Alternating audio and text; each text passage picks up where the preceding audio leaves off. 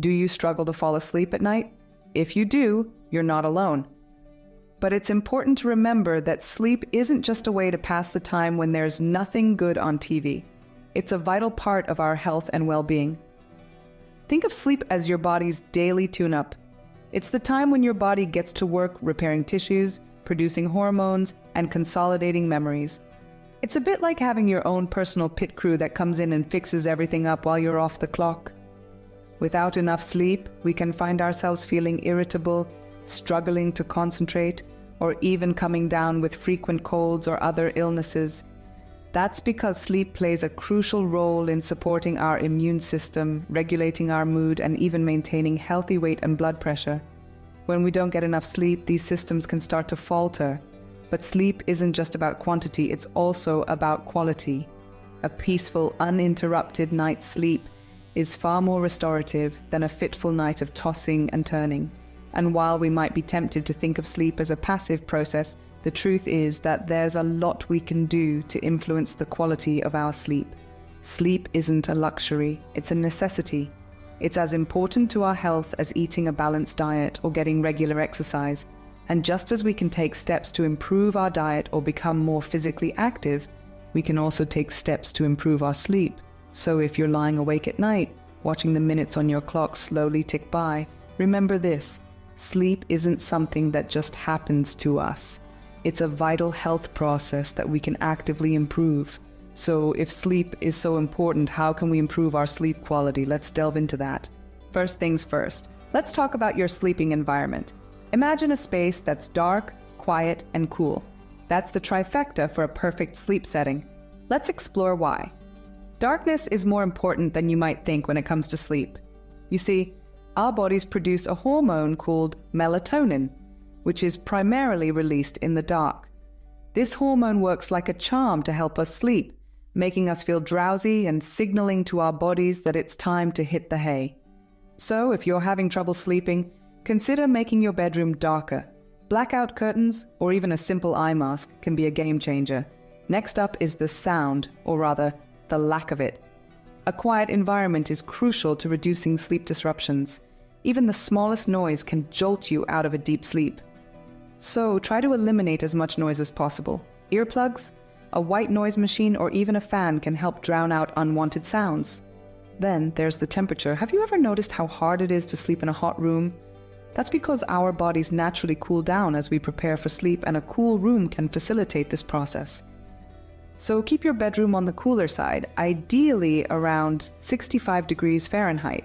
But sleep-friendly doesn't just mean dark, quiet, and cool. It's also about creating a space that feels safe and comfortable. This might mean investing in a good quality mattress, or even just decluttering your bedroom to reduce stress. And remember, your bedroom is primarily for sleep. Try to avoid using it for work or intense exercise. This helps your brain associate this space with rest and relaxation. So, let's recap. A dark, quiet, cool room is your sleep sweet spot. Add in a comfortable bed and a space free of work and stress, and you're setting the stage for a great night's sleep. Remember, your bedroom is a sanctuary for sleep. Make it as sleep-friendly as possible. Now let's move on to your bedtime routine. This isn't just about the minutes before you hit the sack, but rather the whole wind-down period leading up to the moment your head hits the pillow. The body thrives on consistency, and establishing a regular bedtime routine can act as a powerful signal to your body that it's time to relax and prepare for sleep. This routine can include activities such as reading a book, taking a warm bath, or doing some gentle stretches. Keep in mind that it's not just what you do before bed that matters, but also when you do it. Try to go to bed and wake up at the same time every day, even on weekends. This consistency can help regulate your body's internal clock, also known as your circadian rhythm, and can help you fall asleep and wake up more easily. Now let's talk about light exposure. You might not realize it, but light plays a fundamental role in our sleep patterns. During the day, try to get plenty of natural light. This is because light exposure during the day boosts our mood and alertness, while also helping to regulate our circadian rhythm for a good night's sleep.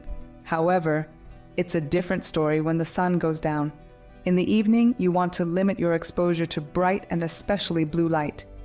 This is because our bodies produce a hormone called melatonin when it gets dark, which signals to our body that it's time to sleep. However, bright and blue light can interfere with this process, making it harder to fall asleep. So how can you control your light exposure? During the day, try to spend some time outside or near a window. In the evening, dim the lights and consider using a red or orange light bulb, as these colors don't interfere with melatonin production as much as blue or white light. Also, consider avoiding screens for at least an hour before bed, as they emit a lot of blue light. A consistent bedtime routine and daily light exposure can help set your internal clock for better sleep. So take some time to figure out what works best for you and make it a part of your daily routine. Sweet dreams. What you eat and drink can also impact your sleep. This is something we often overlook, but the link between nutrition and sleep quality is undeniable. Let's delve into this further. What we consume can significantly affect our sleep patterns. For instance, if you've ever had a cup of coffee too close to bedtime, you're familiar with the jitters that keep you from drifting off. That's because caffeine is a stimulant, blocking the sleep-inducing chemicals in the brain and increasing adrenaline production. This is why it's recommended to avoid caffeine at least 6 hours before bedtime. It might sound like a long time, but caffeine has a half-life of up to 5 hours, which means it can linger in your system for quite some time. Heavy meals before bed can also disrupt your sleep. Your body needs time to digest, and lying down too soon after a big meal can lead to discomfort and indigestion. As a rule of thumb, try to have your last big meal at least 3 hours before you plan to hit the hay.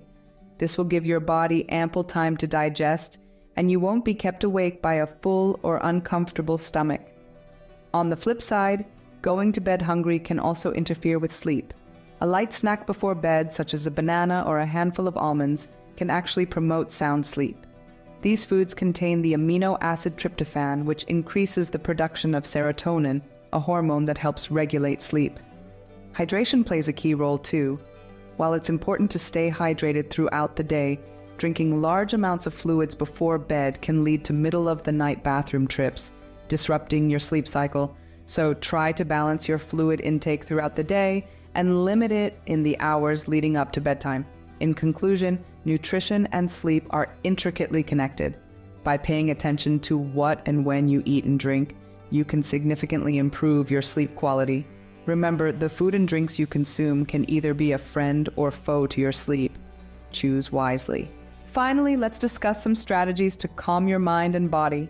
Our days are often filled with stressors, and our minds can race with thoughts and worries, making it hard to wind down at the end of the day. That's why incorporating relaxation techniques into your bedtime routine can be a game changer. Consider deep breathing exercises, a simple and powerful way to induce a sense of calm. Just sit or lie comfortably, close your eyes, and start focusing on your breath.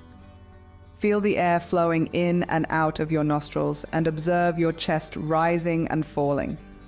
This mindful attention can help you disconnect from the day's worries and prepare your body for rest. Gentle yoga can also be a great way to transition into a restful state.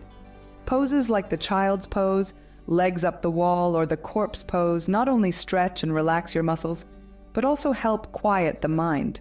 Remember, the aim here isn't to perform a strenuous workout, but to gently unwind and signal to your body that it's time to sleep.